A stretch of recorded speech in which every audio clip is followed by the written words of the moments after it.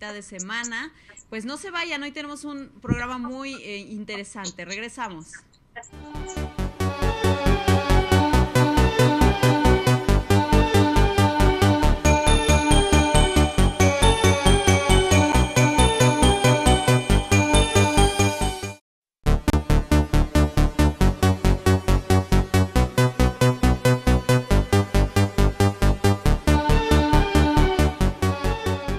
Pues estamos aquí con un programa, como te decía, muy interesante. Estamos con nuestra invitada Mariana Ochoa vía Skype, quien es psicóloga especializada en el desarrollo de la persona. ¿Lo dije bien? ¿Cómo estás, Mariana?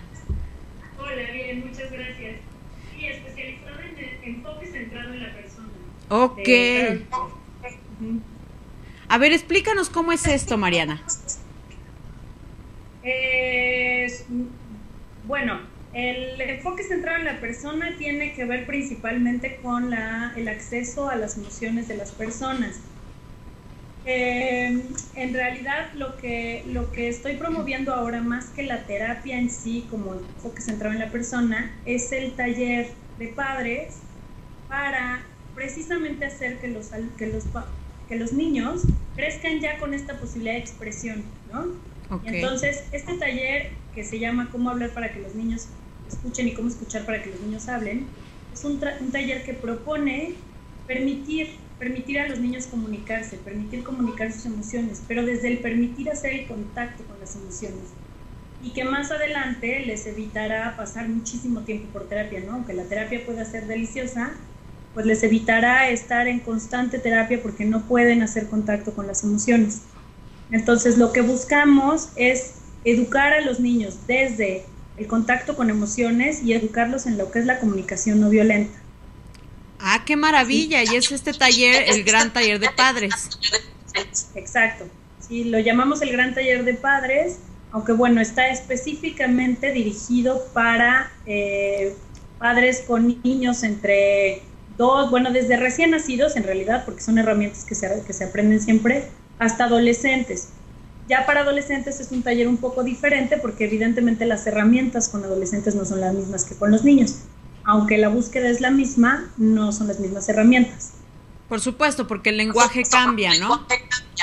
El lenguaje cambia y generalmente los adolescentes se cierran. Los adolescentes ya no tienen el mismo interés de comunicar con los papás que lo que tienen los niños. Es importante que se aplique desde niños para que justamente hagamos un canal de comunicación mucho más abierto y que cuando lleguen a la adolescencia no estén sufriendo con que, ay, mi hijo ya no me quiere contar nada, no me quiere decir nada.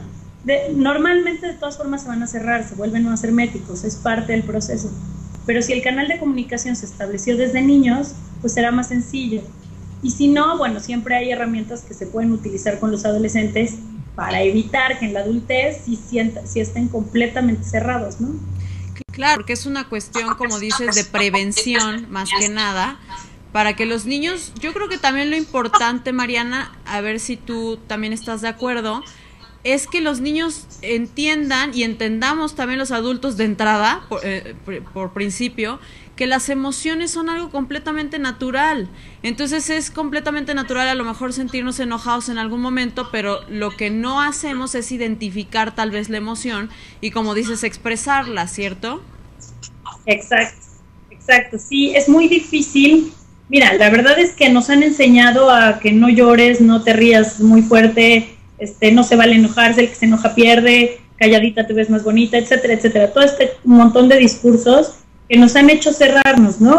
Y como con este miedo a que si me expreso, soy vulnerable, ¿no? O es más fácil que me lastimen. En realidad, de todas formas, es igual de fácil porque sigues sintiendo. La diferencia es que no sabes qué estás sintiendo, no sabes con cuántas personas me he topado que de veras no pueden expresar lo que sienten. Y entonces me preguntas, ¿pero qué estás sintiendo? No sé. No sabes, o sea, no sé. O siempre es, pues bien, mal, pero ya no hay vocabulario emocional. Y la idea es darle a los niños este vocabulario emocional, ¿no? Que no es lo mismo tener miedo que tener terror, estar asustado. O en el área de la tristeza no es lo mismo estar triste que deprimido, que solamente melancólico, o que no sé, hay muchísimas palabras para definir sentimientos de tristeza, pero que van en diferentes gamas, ¿no? Sentimientos de alegría, sentimientos de miedo, de enojo. No estoy enojada por una cosa que me produce coraje. Tengo coraje o siento odio incluso, ¿no? Claro, pues sí, yo creo que es sumamente importante que aprendamos a reconocer cuál es la emoción que tenemos. Hasta cierto punto, pues sí es un poco clasificarla dentro de una gama, como bien estás diciendo, pero para poder solucionarla. Obviamente no podemos solucionar algo que no sabemos qué es. Eso es lo complicado, ¿no?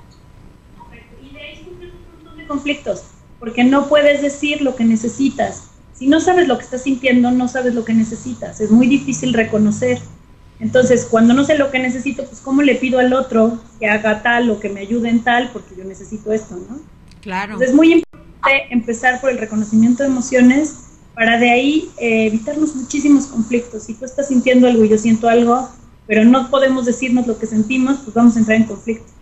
Y es maravilloso, como dices, Mariana, hacerlo desde chiquitos, porque los niños por naturaleza no tienen los prejuicios que tenemos los adultos. Entonces, hacerlo desde que tienen 1 año, desde que están chiquititos, empezarles a decir, a ver qué sientes, platícame todo, o sea, para ellos se les hace natural. Y aunque, como dices, en la adolescencia se cierren un poco, a lo mejor se cierran con nosotros como padres, como bien dices, es parte de su proceso, y hasta yo creo que es sano, ¿no?, para su autoconocimiento, pero no se cierran con el mundo, ¿no? Exacto. Y sobre todo con ellos mismos. Exacto. Ellos mismos saben reconocer lo que les está pasando, porque ya les dimos las herramientas de niños, ¿no? Pero si ni siquiera pueden reconocerlo en ellos, y la tienen bien difícil. Claro, no, y eso es lo que como decías en un principio se desencadena en una serie de terapias de adultos. La verdad es que a veces no serían ni necesarias si realmente hiciéramos esto. Acabo de leer también una frase del Dalai Lama que dice que si enseñáramos a meditar a cada niño de 8 años, acabaríamos con la violencia en una generación. Imagínate qué maravilla. Sería maravilloso. La meditación es maravillosa, es verdad.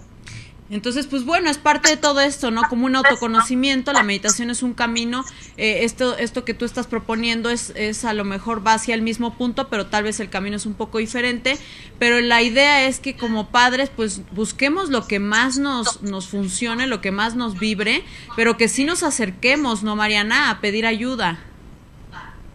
Que nos acerquemos a nuestros hijos y a nuestras parejas y que tratemos de, como te decía, hacer contacto con la emoción para después ubicar claramente nuestra necesidad y poderle pedir al otro lo que nos hace falta, ¿no? Porque a veces no lavaste los trastes, ya nos lleva a un problema, cuando podíamos haber hablado de que cuando yo llego a mi casa, mis trastes están sucios, me siento muy enojada, ¿no? Porque necesito ver mi casa limpia. Es muy diferente si yo explico desde oye, cuando veo los trastes sucios, me da mucho, me siento muy enojado, ¿no? Me da mucho coraje, porque estoy cansado y me gustaría llegar a mi casa y encontrarla limpia. Te pido por favor que justo antes de que llegue, digo, en el caso de que alguien te lave los platos, porque probablemente tú los lavas y es así. Claro. Pero es decir, si alguien tiene ese trabajo, poder hacer la petición sin empezar con el pleito directo, porque quién sabe por qué, me siento enojada, pero ya no me importa nada más, ¿no? Uh-huh. Entonces, cuando uno explica lo que necesita desde lo que yo siento, es muy diferente y los conflictos son menos fuertes. Ok, ¿y trabajan directamente con los niños? O sea, por ejemplo, les enseñan, este caso que estás poniendo me parece un buen ejemplo, y no sé si, por ejemplo, el enfoque como lo manejan sea que también les enseñan un poco a los niños a reflexionar acerca del, bueno, ¿por qué me molesta que no estén los platos lavados o que X situación no esté hecha? No, en realidad en este caso en específico es más con los papás. Son los papás que van a permitirle a los niños expresar lo que están sintiendo, justamente. Es decir, es una educación, una escuela para padres, en la que los padres van a hacer este trabajo. El dejar que el niño se exprese lo que siente para encontrar qué le está pasando y por qué siente esto. Pero los niños lo encuentran solos. En general ellos son muy sabios y lo hacen mucho más fácil. Nosotros somos los que ya tenemos un chorro de conflicto en la cabeza. Ellos lo hacen muy fácil. Una vez que los padres tienen la herramienta adecuada para permitir a los niños hablar, entonces los niños van encontrando poco a poco lo que les pasa. Incluso ellos van encontrando la solución solos, ¿eh? Es muy impresionante, pero funciona súper bien y permite a los niños poder encontrar y detectar exactamente qué me está pasando. Entonces, es más, educar a los padres para que puedan hacer este trabajo en casa con sus hijos. Claro, bueno, a eso iba un poco dirigida la pregunta también, o sea que si de alguna manera a los papás también se les ayuda a que puedan, obviamente como bien estás diciendo, orientar a los hijos para que ellos sepan el porqué de lo que les molesta y llegar como a una comunicación, ¿no? Justo este es o lo que a mí me encanta de este taller, es esto, que no es teórico, no les voy a hablar de, ay, sí, los hijos sienten y ni modo, ¿no? ¿Y ahora qué hago? Es el ahora qué hago en lo que damos en este taller.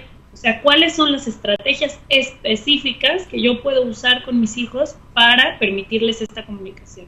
Y vamos a hablar, sí, un poco de cómo estamos hablando ahorita, de cómo no nos escuchamos, de las emociones, pero primero te llevo a hacer contacto con emociones y después damos estrategias específicas de qué usar en casa con tus hijos, qué te va a funcionar, qué no te va a funcionar. No todo funciona con todos los papás ni con todos los niños, pero hay varias estrategias y cualquiera de estas seguro te funciona.